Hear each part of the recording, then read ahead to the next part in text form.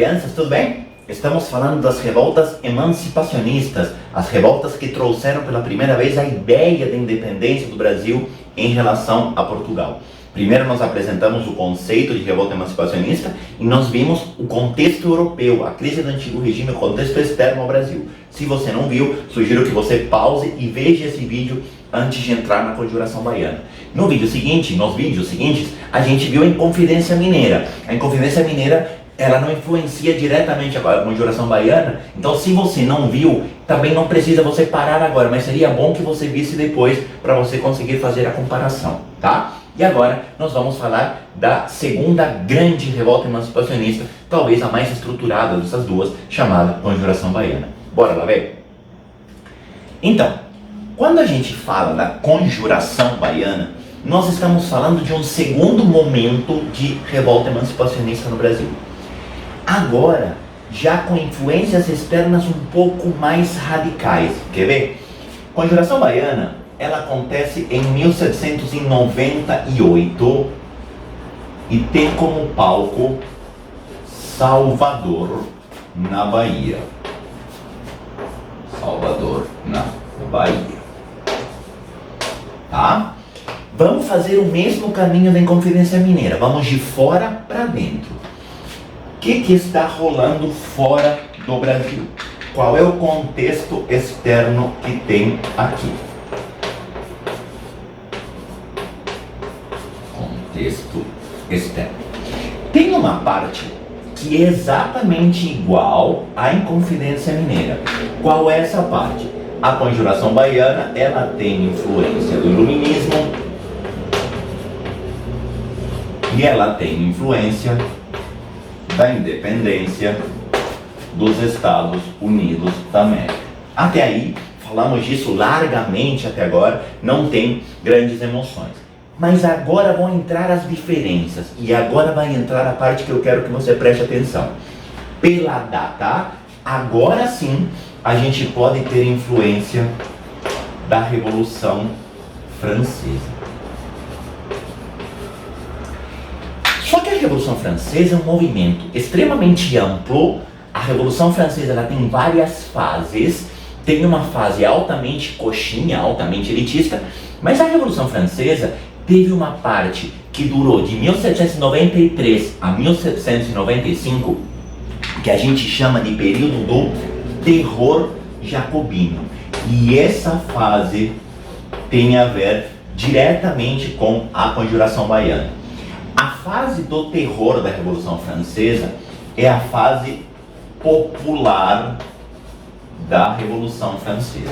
É o período no qual os jacobinos, aqueles pequenos comerciantes, aqueles trabalhadores livres, aqueles camponeses, os sans-culottes, que são trabalhadores urbanos, tomam a frente da Revolução, liderados por Robespierre, que transforma basicamente a Revolução Francesa numa cortação desgraçada de cabeça, vira basicamente uma ditadura pessoal, mas se dá uma pequena aproximação do governo com o povo. O governo francês, agora representado pelos jacobinos, começa a trazer uma série de projetos um pouco mais populares, começa a dar à Revolução Francesa uma cara mais social.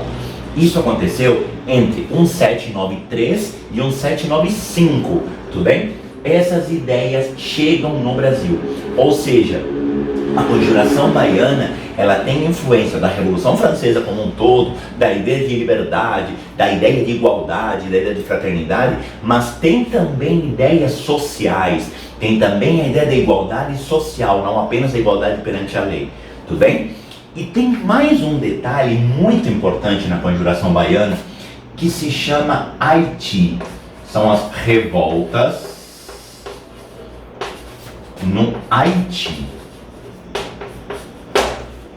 Haiti é uma colônia francesa, certo? Haiti é uma colônia que se dedicou à produção de cana-de-açúcar. No Haiti rolou plantation, muito nos moldes do plantation canavieiro que houve na região do Pernambuco.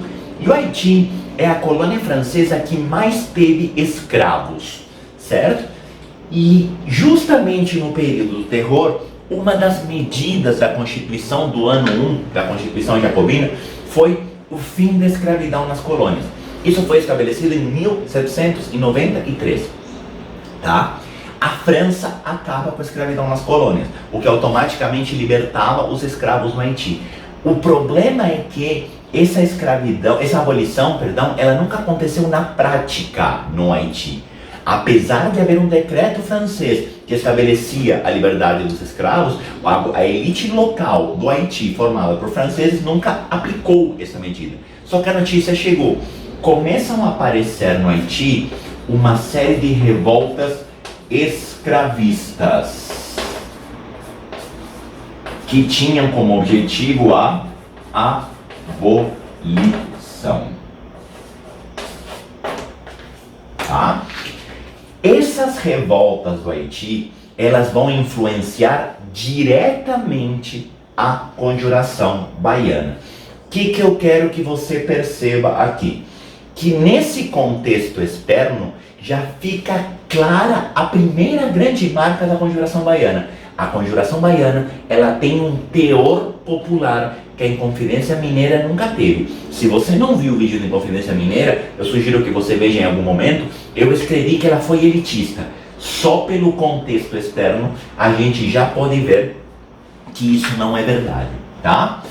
Enquanto isso, aqui no Brasil, a Inconfidência Baiana, ou Conjuração Baiana, ela também tem uma série de causas internas. E aqui vamos separar 3 grandes elementos internos na Conjuração Baiana. Primeiro, o declínio econômico da região de Salvador. O declínio econômico.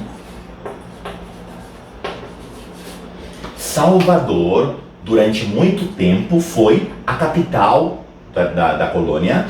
E Salvador, apesar de não ser a capitania mais rica na produção de açúcar, era uma região próspera, tá? Com o declínio do açúcar, a região Nordeste como um todo começa a sofrer. E Salvador sofre 2 vezes, porque além do declínio do Nordeste como um todo, Salvador vê a capital sair e vir para o Sudeste. E aí vem a segunda causa, que é a mudança da capital. A capital saiu da Bahia, saiu de Salvador e veio para o Rio de Janeiro. Isso em 1765, tá? O que acontece aqui? Quando Salvador perde a capital, Salvador perde talvez o último grande investimento, certo? Porque deixa de ser o centro econômico e agora também perde a condição de centro político. Fora que a mineração, ela deslocou o eixo econômico do Brasil para o centro-oeste e para o sudeste. Ouro e diamantes explorados na região de Minas e Goiás eram escoados para Portugal pelo Rio de Janeiro, pela nova capital, fazendo com que Salvador vivesse um período de profundo declínio econômico, certo? E isso acirrava ainda mais a desigualdade social. Isso acirrava ainda mais a desigualdade social. O que eu quero que você entenda aqui? Eu quero que você entenda que na Inconfidência Baiana, ou Conjuração Baiana, você tem tanto reivindicações da elite, mas você vai ter também reivindicações populares. Quer ver como? Muito bem. Quando a gente então analisa o processo da Conjuração Baiana, é importante que você guarde o seguinte: na liderança, na cabeça do movimento, você vai ter 2 grandes blocos. Você tem, na Inconfidência Mineira, alguns líderes que fazem parte da elite. Essas pessoas mais voltadas, mais ligadas à elite, em muitos casos, são membros da maçonaria, os tais dos Cavaleiros da Luz. Maçonaria. Mas você tem também, e isso é uma marca da Conjuração Baiana, líderes altamente populares. E nessa liderança popular, destaque para 2 grandes grupos. Primeiro grupo, os alfaiates, um grupo de alfaiates. É por isso que a Conjuração Baiana, ela é chamada de Conjuração Baiana ou Revolta dos Alfaiates. Esses dois nomes são verdade, tudo bem? A Revolta dos Alfaiates mostra esse caráter mais popular do movimento. E você tem também lideranças de negros, principalmente negros forros, negros libertos, tá? Ex-escravos, alforriados, certo? Por que é importante que você guarde isso? Porque a partir dessa diferença de liderança, começam a fazer sentido os objetivos da Inconfidência Baiana, da Conjuração Baiana. Quais eram esses objetivos? Vamos destacar 5. Primeiro grande objetivo da Conjuração Baiana. A Conjuração Baiana, ela tinha sim a ideia de independência.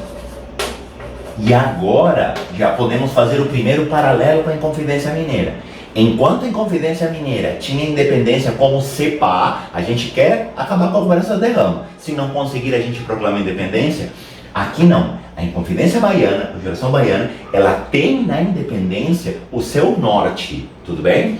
Assim como, e aí é ponto comum, ela defende a ideia de república. Ela também traz a república como alternativa a esse país que seria formado após a independência. A Conjuração Baiana, ela defende o livre comércio, o que de certa forma a aproxima com o movimento mineiro. O movimento mineiro queria acabar com o monopólio de Portugal, enquanto o movimento baiano também defende o livre comércio. Aí elas se aproximam.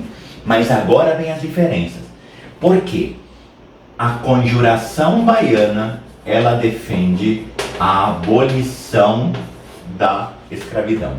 Dentre os ideais da Conjuração Baiana, olha quem está envolvido aqui, negros forros, tá? Dentre os ideais da Conjuração Baiana está a abolição da escravatura, certo? Existe uma parte popular, obviamente não são todos, que defende o fim da escravidão. Assim como a Conjuração Baiana, ela defende e ela tem como ideia principal a igualdade, certo?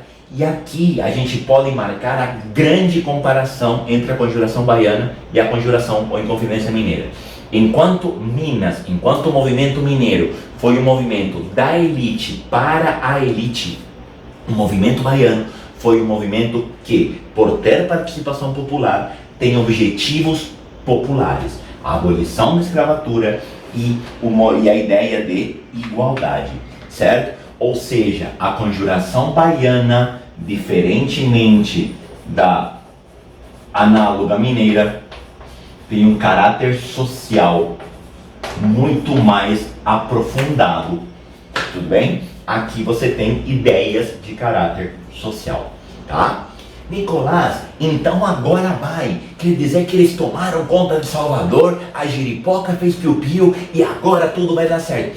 Não, é óbvio que o fato de você ter ideias tão populares faz com que a elite comece meio que a cair fora do movimento.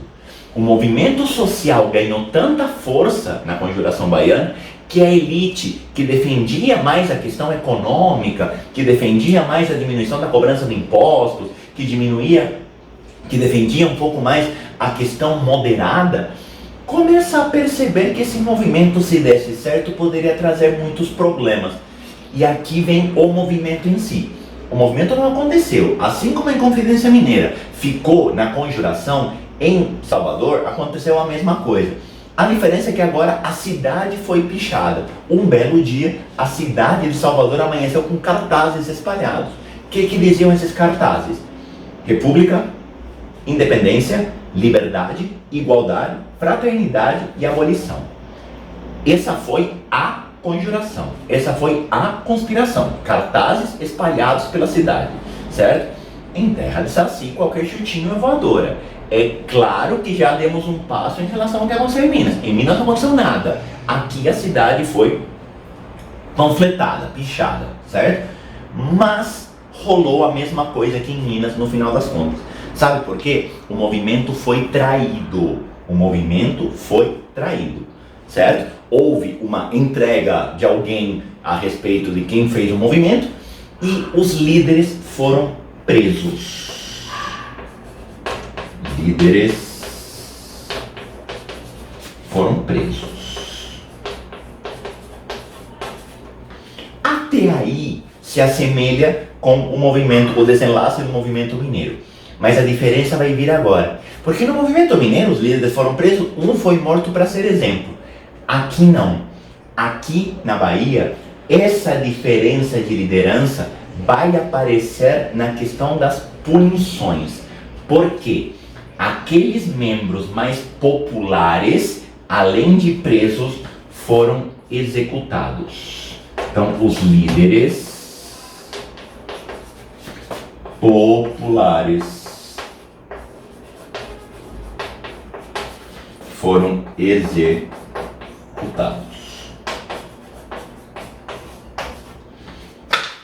Traduzindo, na punição, aqueles que eram mais da elite, que tinham mais vínculo com Portugal, passaram pano, certo? Foram expulsos do Salvador, passaram um tempo em cana, mas não aconteceu nada mais pesado com eles.